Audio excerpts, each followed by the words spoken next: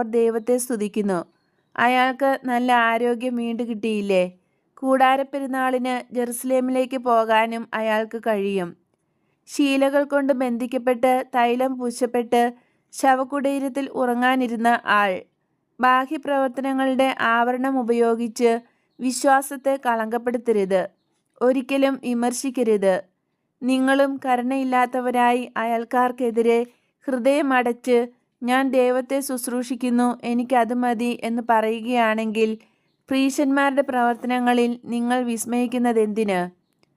ഗുരുവേ, ശരിയാണ്, ഞാൻ ഒരു കഴുതയേക്കാൾ അറിവില്ലാത്തവനാണ്. ഞാൻ നിന്നെ എൻ്റെ കൂടെ കൊണ്ടു നടക്കുന്നത് നിന്നെ ജ്ഞാനിയാക്കാനുമാണ്. ഭയപ്പെടേണ്ട, കൂസ വണ്ടി തരാമെന്നെന്നോട് പറഞ്ഞിട്ടുണ്ട്. ജാബോക്ക് വരെ വണ്ടിയിൽ പോകാം. അത് കഴിഞ്ഞ് കടവ് വരെ വലിയ ദൂരമില്ല. അവൻ നിർബന്ധിച്ച് എന്തെല്ലാം